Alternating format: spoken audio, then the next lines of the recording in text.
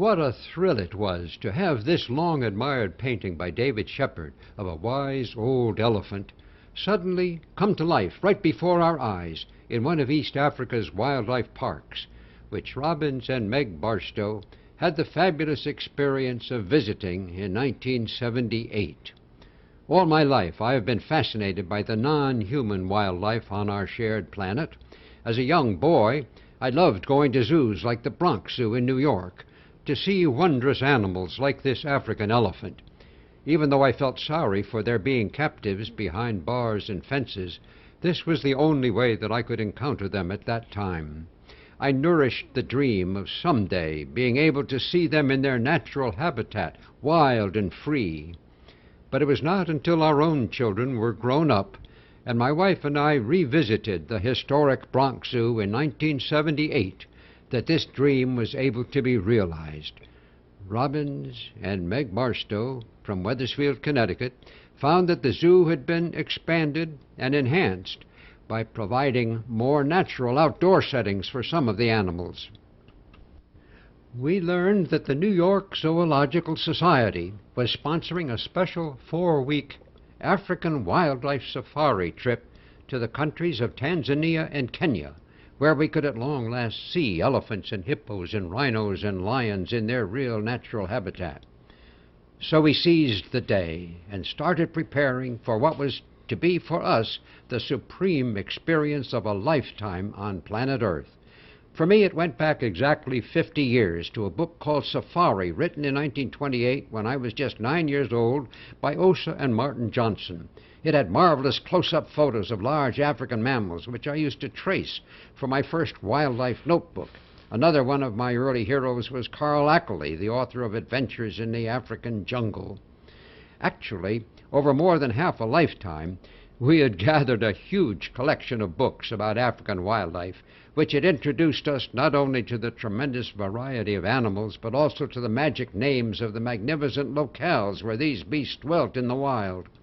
The African plains, animals of East Africa, the end of the game for African elephants, wildlife in crisis, endangered species, an artist in Africa with great paintings by British artist David Shepard, In the Shadow of Kilimanjaro,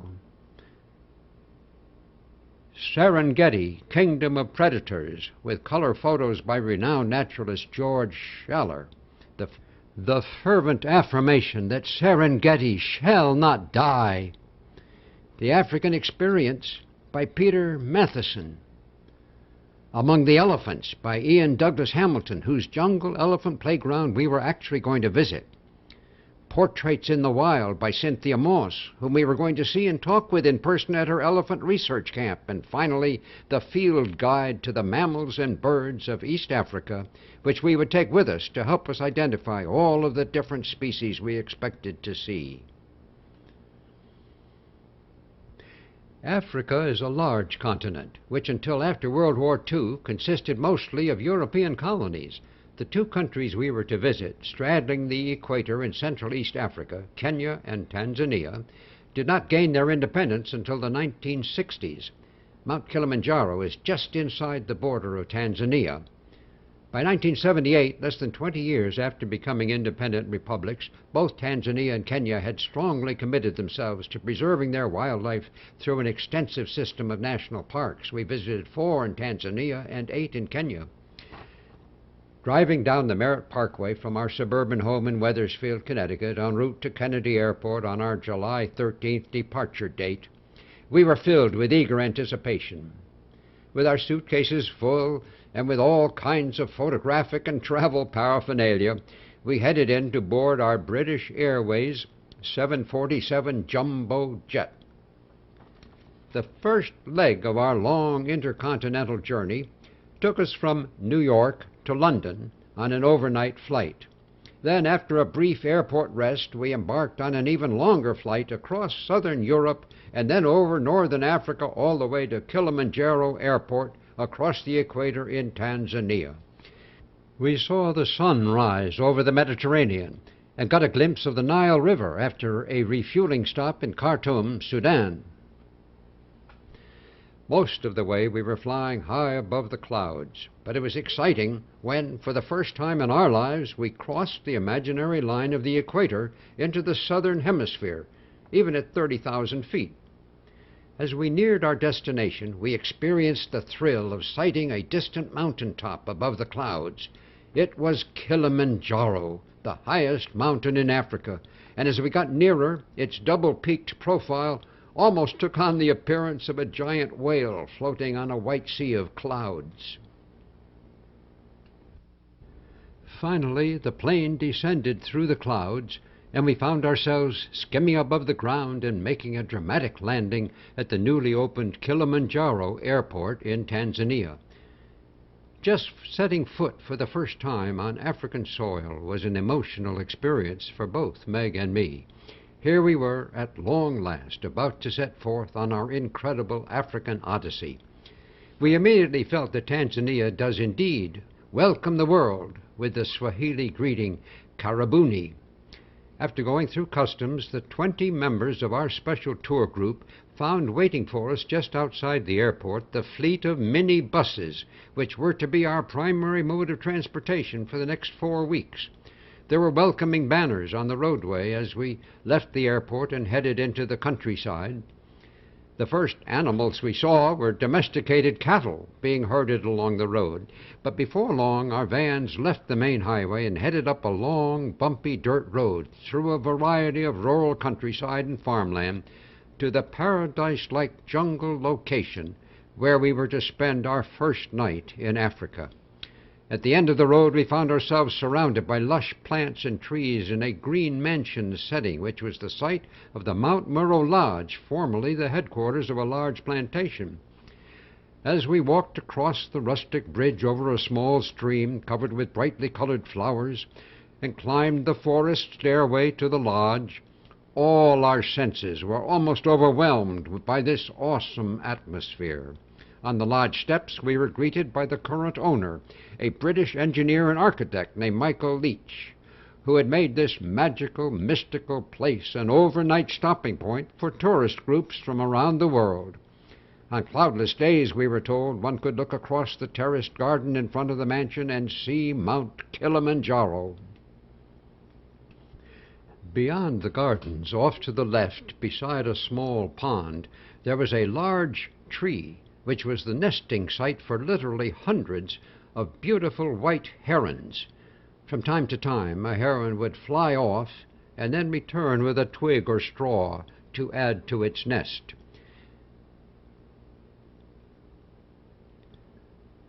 Later, we went out for a short walk, and we got just glimpses of our first animal life. They were colobus monkeys, high in the treetops, leaping from branch to branch almost invisibly.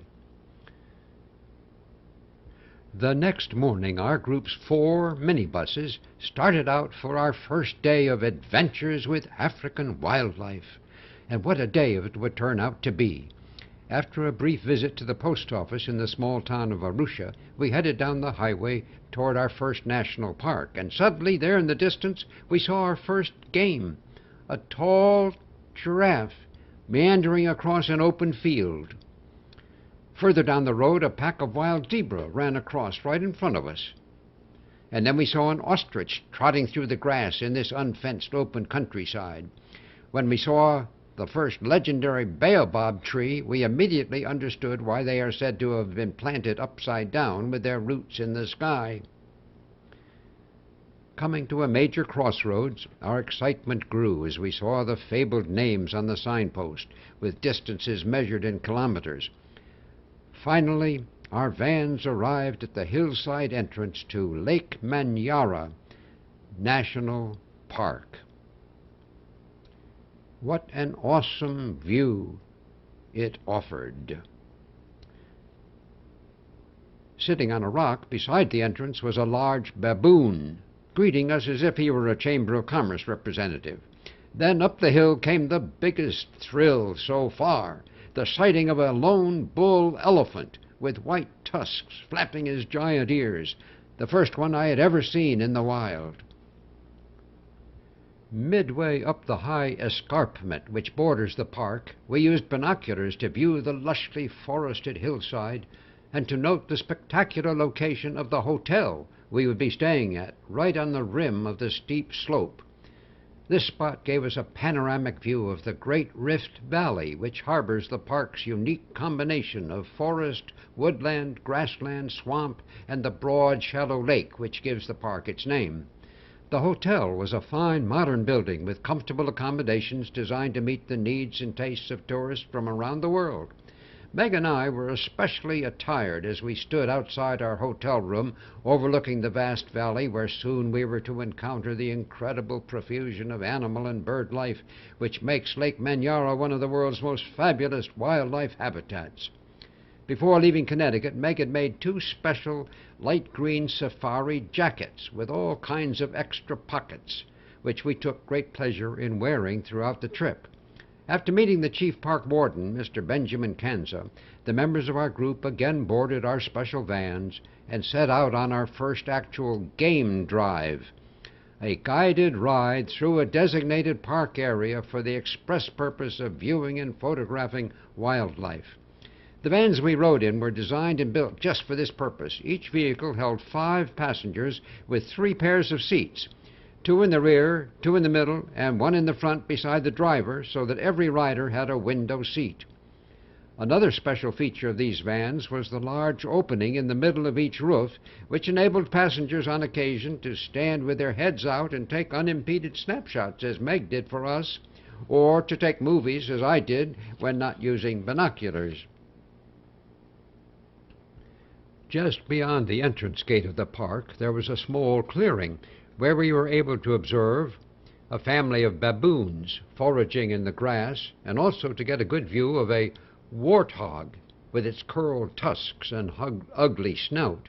We were intrigued to see it get down on its front knees some of the time to nibble the grass and dig for roots. The first big game we saw on this afternoon's drive was a large elephant with a broken tusk standing just by itself near the road. We wondered what its life story might be. Next we came upon a tall giraffe, which we recognized as being a Maasai giraffe, as distinguished from the reticulated species of giraffe, which we would see later in Kenya. It was accompanied by a smaller, younger giraffe, which appeared to be its adolescent offspring. Then we saw our first wild rhinoceros off in the middle of a field. We were just as glad not to have it come too close. As we approached the lakeside, we saw a small herd of Cape buffalo grazing in the marsh, and then at the edge of the lake we found a great profusion of birds, and in the water beyond them a group of hippos, one of them raising its head above the surface and opening its mammoth mouth. The most beautiful animals we saw on this first drive were the impala, the most graceful of all African antelopes. The males have exquisitely curved lyre-like horns. First we watched this bachelor herd walk by in supreme dignity and grace, and then we came across a breeding herd of females, which have no horns, kept together by a single male who guarded his harem from a small mound in the center. We saw many storks and vultures in the tops of the acacia trees as we moved on to another part of the forest where we were to experience one of our most exciting encounters. Our safari's first sight of a wild lion was this magnificent black-maned male up in a tree. This was the home of Manyara's famed tree-climbing lions, and during the heat of the day they would often climb up to these easily accessible roosts to watch the scene below or just sprawl out on a branch for a rest. We were fascinated watching this impressive king of beasts as he moved around in his tree branch lair. But when I put my head up through the rooftop opening of our van to get a better picture, suddenly he let out a loud roar.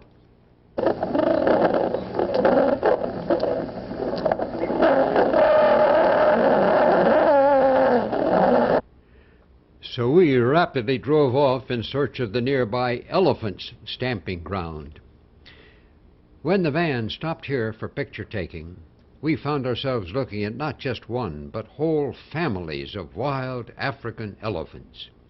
We were right in the midst of the very elephants which the Scottish researcher Ian Douglas Hamilton had studied in this area for 5 years.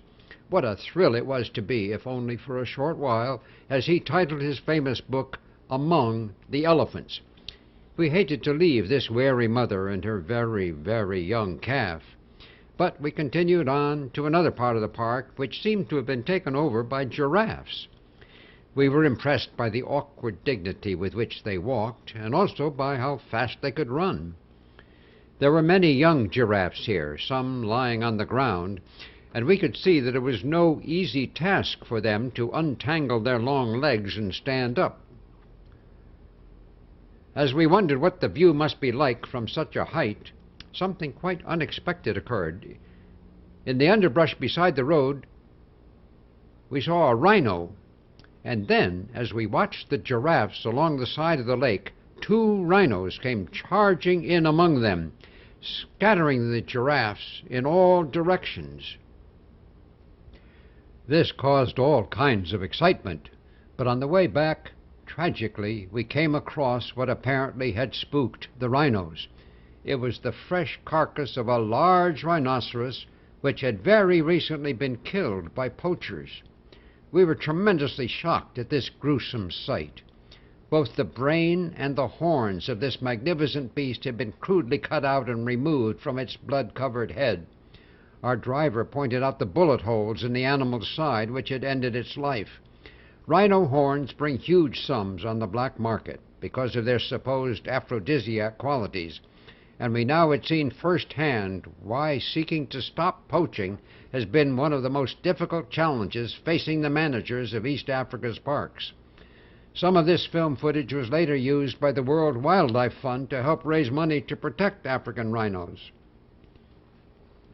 Vervet monkeys in the trees overhead, as we departed Manyara National Park, seemed to echo our exclamations over what a first day of African wildlife adventures this had been. 10 different major species of animals, all in one park in one day. It took us another day to recover from our sensory overload and to travel to our next overnight stop, which was to be the incredible Ngorongoro Crater Lodge. This lodge is located right on the rim of one of the most amazing natural wonders in the world, a gigantic circular crater 2,000 feet deep and 10 miles in diameter, encompassing 100 square miles of flat grassland, woods, and lake, which can only be described as a living Garden of Eden. The crater is what remains of a collapsed ancient volcano of near record size. Sunrise over the crater is an awesome sight, because within the high walls surrounding this self-contained equatorial paradise resides one of the most evenly balanced populations of wildlife anywhere on Earth. A large portion of the approximately 25,000 animals who dwell here spend all or most of their lives on the crater floor, where human habitation has been prohibited.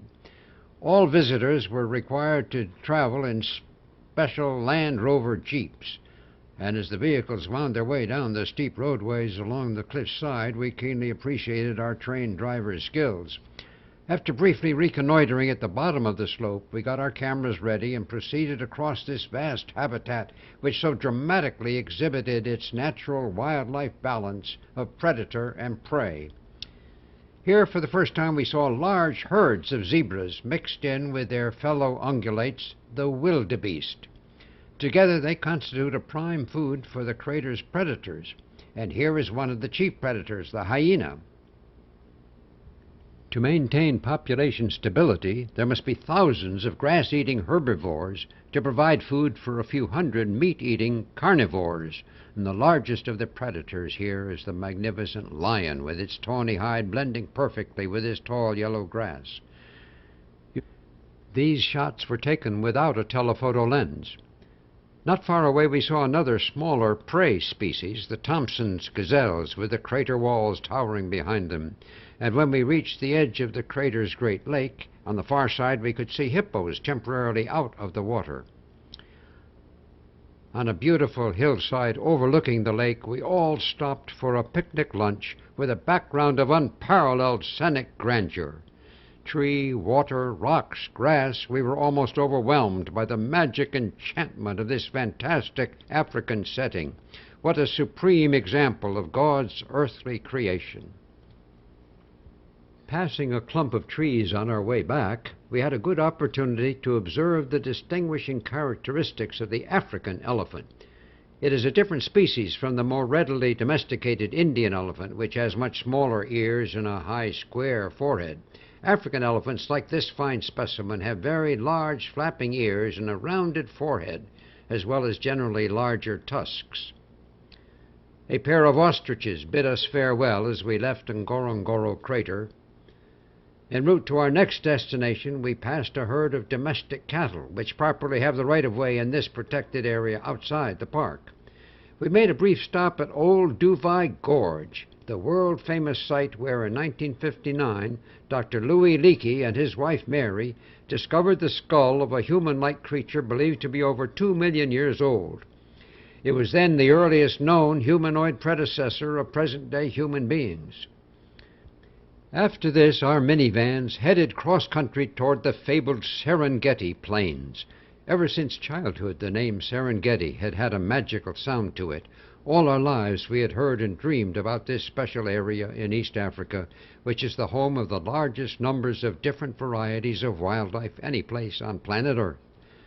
A superb starling was showing off its brilliantly colored luster when we arrived at the Nabby Hill entrance gate.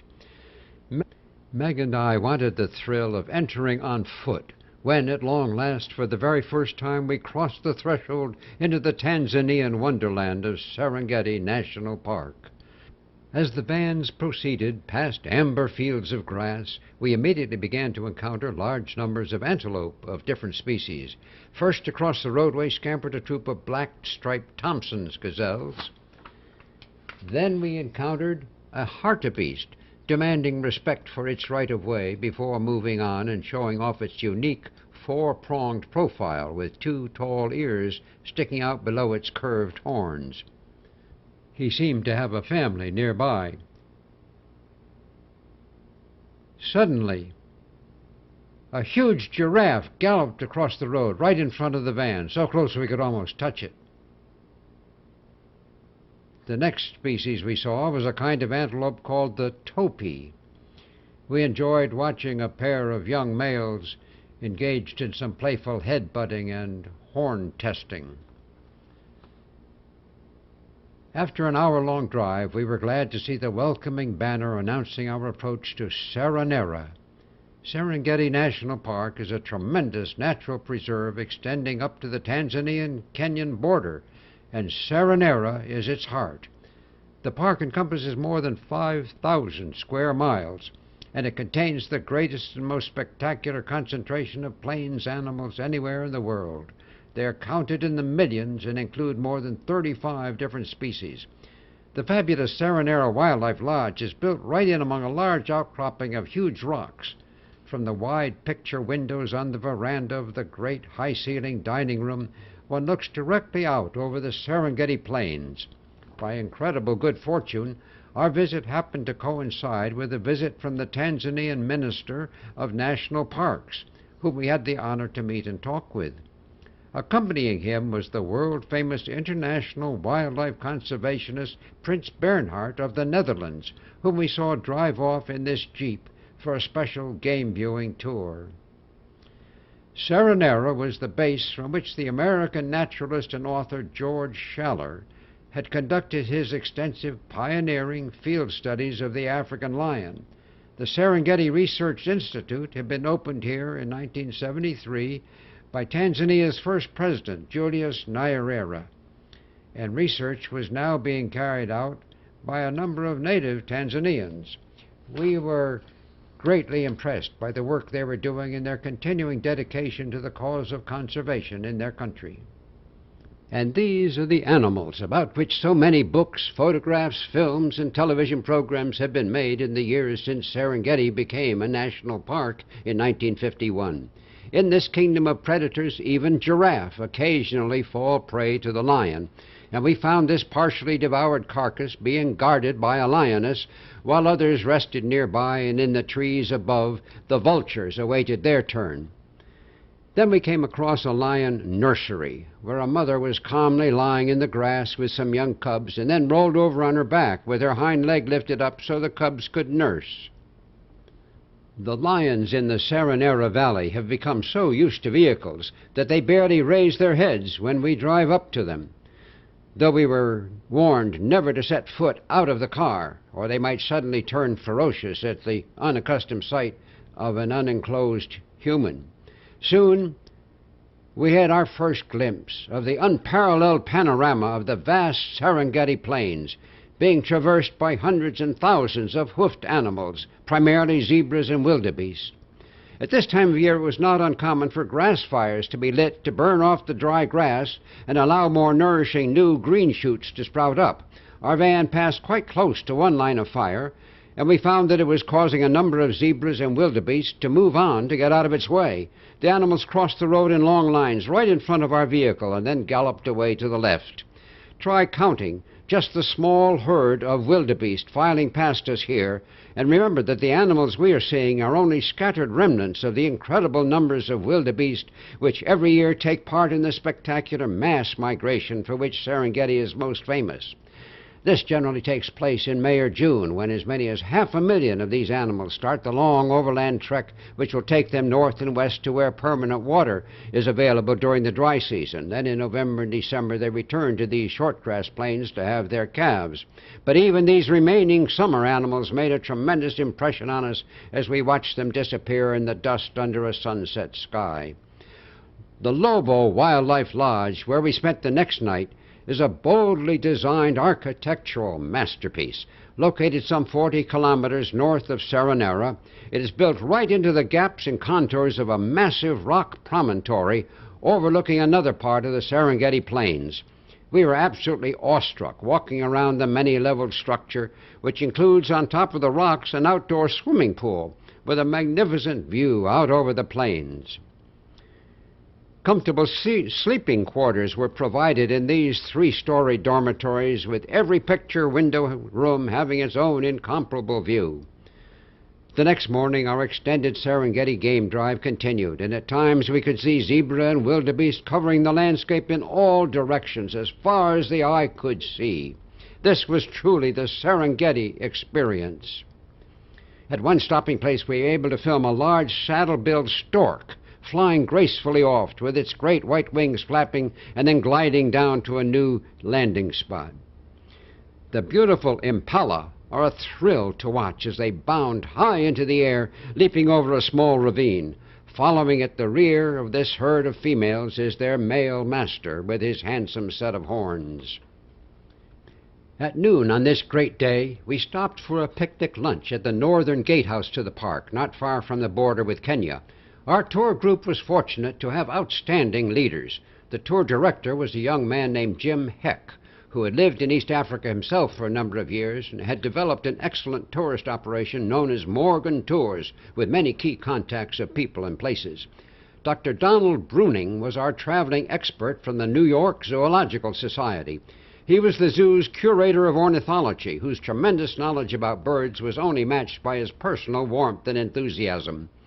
Of course, everyone had their own camera, but our group had the extra benefit of an experienced professional photographer named Ken Bertrand, whose superb snapshots provided a welcome supplement for the countless personal photos taken by Meg and the other tour members. On our way back to Saranera, we were able to observe another species of antelope known as the water buck, and again only the males have horns. These deer-like animals usually live near a supply of water. We counted 23 of them making up this peaceful group in an open clearing. At sunrise the next day, we went on an early morning game drive and were rewarded by seeing a Cory bustard. These large, unusual birds look like a cross between a turkey and an ostrich. Although they are able to fly, they spend most of their time stalking around on the ground, looking for mice, snakes, and locusts to eat. Another very populous African bird of prey is the marabou stork. Before leaving Saranera, Meg wanted to get a close-up photo of these large, long-beaked birds, 3 of whom seemed to have taken up residence in front of the lodge. After a slow, respectful approach, Meg finally got them to pose, motionless, for a neat group portrait.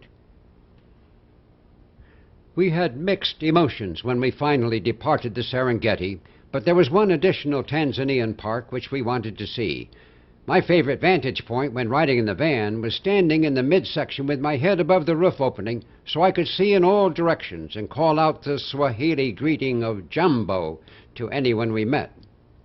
The Arusha National Park, with entrance gate signs in both English and Swahili, was a much smaller park, but exceedingly lush with green rainforest trees covering the hillsides. It was here that we were to experience the single most exciting wildlife adventure of our entire trip. But first, let's exchange viewpoints with a giraffe. This giraffe is being looked at by a tourist who looks like this to the giraffe, while the giraffe looks like this to the tourist.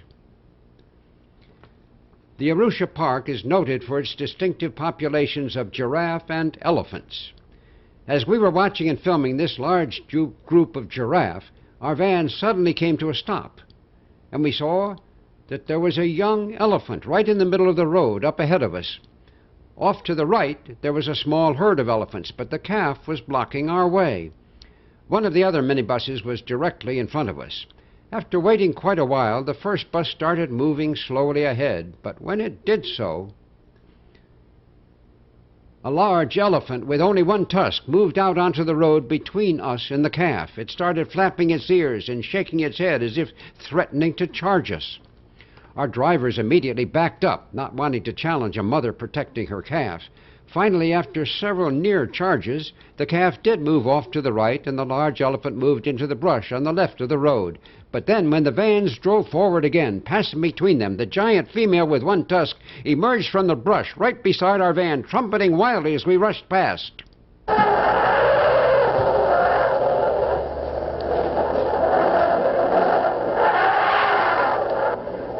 That was truly a breathtaking encounter.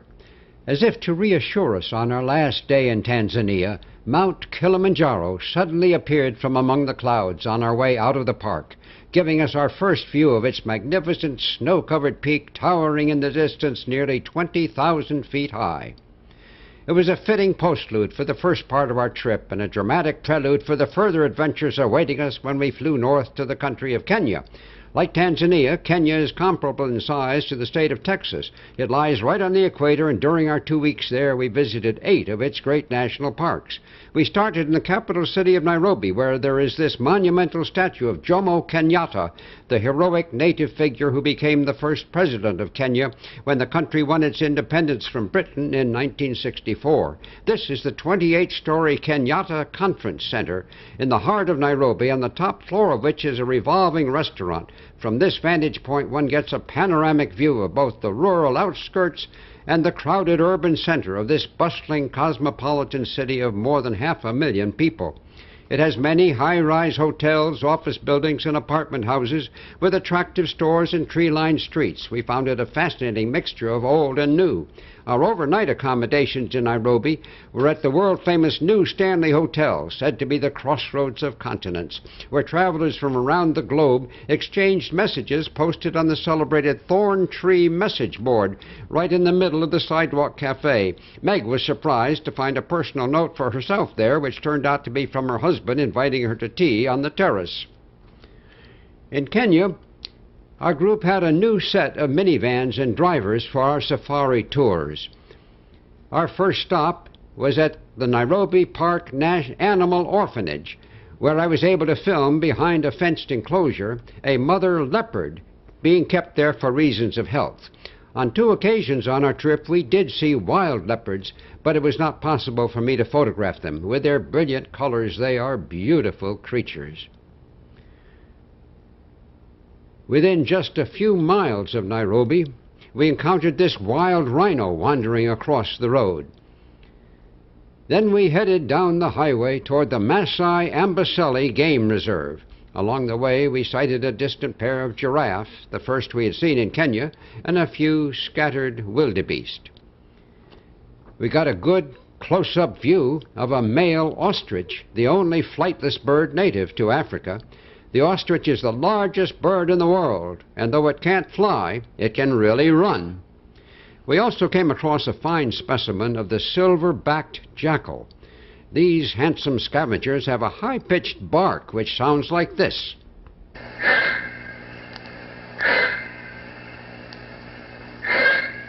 Would you mind stopping for a moment so we can get a picture? That's fine. Thank you very much. Now take a look at these two warthogs as they tear across the road with their tails straight up. The Ambaselli Lodge, where we were to spend the next 2 nights, was a spread-out set of buildings and cottages on a flat, open area of ground without much shade. The larger main structure housed the dining room and a comfortable lounge and outdoor patio. At lunchtime, we enjoyed the company of a pair of superb starlings, showing off their glossy, iridescent plumage. As with all our game drives, each tour member was assigned to a designated vehicle with a particular driver. Many hours of close company riding by the 5 passengers and the skilled driver, who was on the front right side, created a strong bond among us. The Kenyan driver for our van was Joseph Kimathi, and he had a very warm personality, as well as being extremely knowledgeable about wildlife and an excellent driver. The remarkable thing about this scene was not the small pride of lions among the bushes beside this carcass of a zebra, but rather the incredible number of tourists it had attracted. It was almost completely surrounded by a total of 9 minibuses. We all agreed that this was too much. This old baboon didn't seem to think too highly of it either. Behind him, a whole troop of baboons was making its way across an open field, including males, females, and lots of babies. And then came Ambaselli's elephants. Believe me, this experience was unforgettable. Driving down among some tall bushes, we found ourselves right in the midst of a whole herd of elephants, most of them taller than the tops of our vans, and almost close enough to touch. They were of all sizes and on all sides, as everyone kept taking picture after incredible picture. One large female, again with just one tusk, stepped out in front and faced our way with a white egret on the ground before her. She clearly was issuing us a warning with her body movements and then a shrill trumpeting.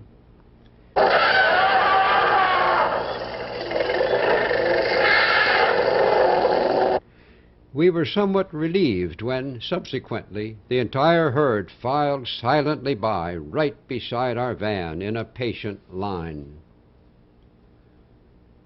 The one animal on our Big 10 list which we had not yet seen was the cheetah. But in one corner of the reserve, our drivers finally found a small group of cheetah sitting quietly on their haunches or lying on the ground in the shadows of bushes and trees. Their peaceful appearance belied their reputation as the fastest animal on earth, having been clocked chasing antelope at speeds of up to 60 miles an hour. Once again we were warned not to get out of the vans, but we were mesmerized by the sight of these beautiful creatures with their small heads and long, lean bodies and legs. They moved and sat with such grace and dignity, demonstrating their imperial disdain for the human interlopers in the big painted buses. Finally, we bid the cheetahs farewell, leaving their royal majesties to reign in peace over their own natural kingdom. Back at the lodge, for lunch, we were treated to a colorful display by the remarkable bird identified as the Upupa epopas. It looked like a small hammerhead woodpecker, and its profile was as striking as its name. On our afternoon game drive that day, we had close seats for an unexpected demonstration of lion natural behavior. In an open field, we saw 2 males and 1 lioness. As we observed them coming together, it became clear which was the dominant male. With one male expelled from the grassy boudoir, we didn't have to wait long for the next occurrence. Almost before we knew what was happening, the dominant male was behind the female, mounting her and mating. The female remained passively lying on the ground while the male continued his unresisted activity right there in front of us, totally ignoring the presence of our vans. Finally, the male nipped the nape of the female's neck.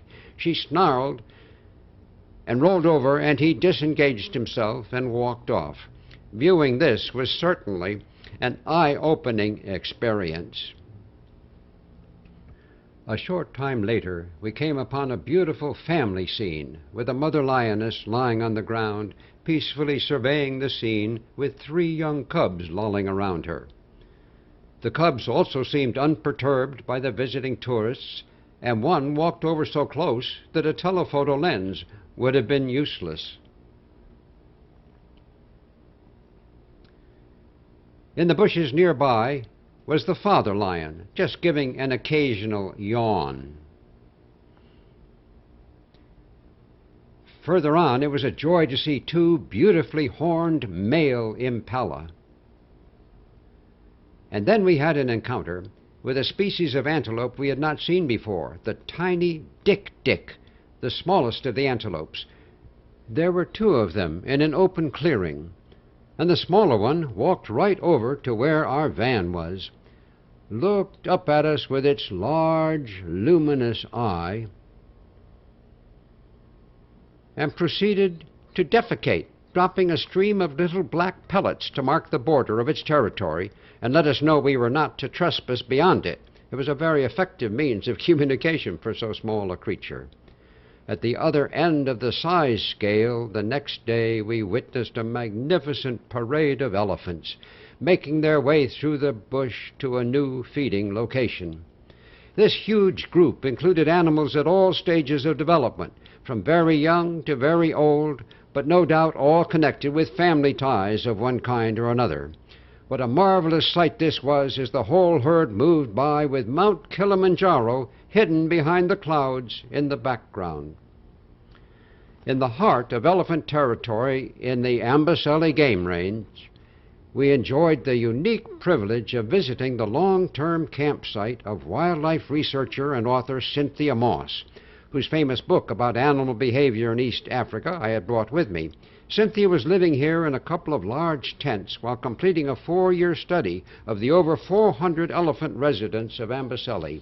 She had compiled a mammoth photo directory with pictures and descriptions of each individual elephant, which she shared with us. While listening enthralled to her first-hand account of her fascinating work, we looked up and saw a huge bull tusker, whose name she said was Patrick, saunter by in the adjacent field. Her field studies were being supported by the New York Zoological Society. I was greatly impressed by the tremendous size of this elephant jawbone and its vegetarian-style teeth. We learned that African elephants live in a matriarchal society, and this was clearly evident in the extended family group which crossed our roadway when we were leaving the park. It was made up of adult females and young, and a number of small calves.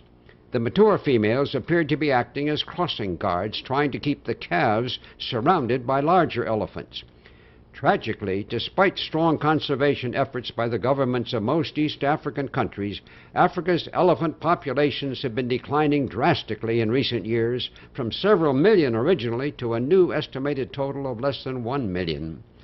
They were being poached for their ivory, and their habitat was being decreased by encroachments due to the growth in human populations. When the oldest and largest matriarch in this group finally appeared, bringing up the rear, we hoped that Cynthia's research would help East Africa find new ways to assure the long-term survival of these magnificent animals for generations to come. One striking aspect of Kenyan society was its respect for extreme differences in culture and lifestyle. We had seen Western-like homes, businesses, and clothes in the urban setting of Nairobi. Now, en route to the next wildlife area, we were introduced to a rural boma with small clay huts surrounded by a protective thorn bush barrier. For a small fee, we were allowed to enter and photograph these Maasai tribespeople in their brightly colored garb while the children chanted a song to entertain us. Their nomadic cattle-tending lifestyle had remained essentially unchanged for centuries. Africans make up more than 98% of Kenya's population of 15 million people, and they include many different native tribes. The government's policy has been one of seeking peaceful coexistence for all of the country's contrasting cultures. The Tsavo National Park is the oldest national park in East Africa, having been created in 1948. Near its northwest border, there's a hillside covered with a massive lava flow of relatively recent origin. The Great Rift Valley runs through Kenya, and evidence of past volcanic eruptions were widespread in this area. Our main destination this day, however, after passing through the symbolic Rhino entrance gate, was the fabulous Kilaguni Lodge. Dating back to 1952, this was the first national park lodge designed and built for the express purpose of providing the best possible wildlife viewing for tourists. The stone-walled veranda overlooked an active waterhole with an incomparable background of plains, trees, hills, and mountains, which was frequented day and night by all kinds of animals and birds. Our favorite mealtime visitor was a red-billed hornbill, who had no hesitancy about picking up tidbits from the veranda wall and even from our outdoor dining tables. What a fantastic experience it was just to sit and look out over this quintessential African landscape. Even the ungainly marabou stork became a thing of beauty when it took to the air, spread its giant wings, and soared into the boundless sky. Tsavo was perhaps most famous for its elephants, which included lone bulls like this one, as well as large family herds. It was also not uncommon to see extensive herds of Cape buffalo here, in this largest of African national parks, embracing more than 8,000 square miles. One favorite stamping ground for both elephants and hippos was the famous Mzima Springs. Here we were able to get out of our vans and walk down to the edge of a large pond. In the shallow water on the other side of the pond was a mind-boggling assemblage of dust-coated elephants who had just come down to the springs for a drink, shower, and bath. Just standing there so close, watching them spray and dust each other with their hose-like trunks, was an unforgettable experience. In another part of the pond, there were several submerged hippos. All we could see of them were their eyes, nostrils, ears, and backs when they occasionally broke the surface to breathe, but the name hippopotamus does mean river horse. Leaving Tsavo, we headed north to visit more Kenyan parks, passing on the way a different species of zebra with much narrower stripes. These were called Grevy's zebra, and they are found only in northern Kenya. Not far from a picturesque waterfall, we got ready to board the Ark. This unique game viewing lodge is in the shape of a large boat built on an elevated promontory right in the heart of the forest in Aberdare National Park. After entering by way of a catwalk 2 by 2, we found that below the broad bow of this great wooden ship was a salt lick and marsh which is visited day and night by a large variety of animals. We were too fascinated watching the wildlife in the illuminated oasis below us, like this pair of large rhinoceros, to get much sleep that night in our assigned staterooms. On our way out the next morning, we admired the great beauty and grace of these golden crowned cranes, showing off their feathered finery. Driving further north to our next destination, we crossed the equator, and we all wanted to have the group's picture taken at the crossing sign to prove that we'd been there. The Samburu Lodge, lying along the banks of a northern jungle river, shaded by large tropical trees, had a storied African atmosphere to it. We spent 2 nights here, and the outdoor terrace was a dramatic sight from which to look for crocodiles along the banks or watch an elephant warily ford the shallow stream.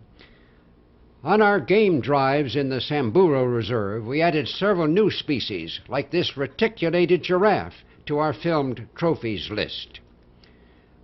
One of the most interesting new species was the geronuk, known as the giraffe gazelle. It has a very long neck and often stands on its hind legs to eat leaves from the higher branches of the thorn bushes. We also were fortunate to see a large herd of oryx, a beautiful endangered antelope with long, straight horns. The markings on the reticulated species of giraffe here have a much clearer, sharper pattern in contrast to the irregular fig leaf splotches on this Maasai giraffe seen earlier. White-bordered rectangular patches like those shown here distinguish the reticulated giraffe found only in the north. On the last leg of our trip, heading back south, we enjoyed lunch in the cooling mist of the tall Thompson's Falls, and then stopped at the famous Lake Nakuru National Park to view the incredible array of bird life which covered its shores. Flamingos predominated, but there were also pelicans, cormorants, ibis, storks, and countless others. Before returning to Nairobi for our plane flight home from Africa, this time passing green, cultivated farmlands, as our minibus drivers showed their great skill in maneuvering over rough terrain, we had one more special African safari experience.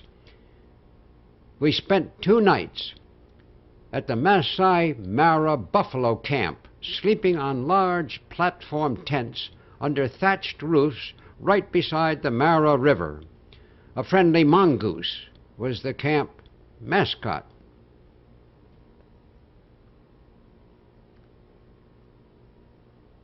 Emerging from our tent under the thatched roof in the morning, walking to the main house for breakfast, we observed in the rushing river alongside us a hippo, though all we could see were its nostrils. Later, on a foot safari, we found both the hippo's swimming pool and their lounging beach.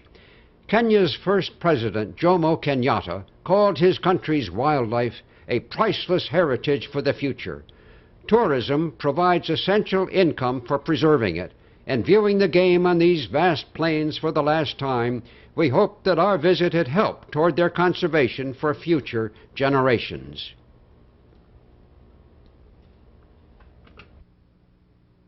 The Swahili phrase for beautiful is Mzuri Sana. After a farewell dinner at the Masai Kikoro Lodge, we all expressed our joy and gratitude with these Swahili words. Yeah.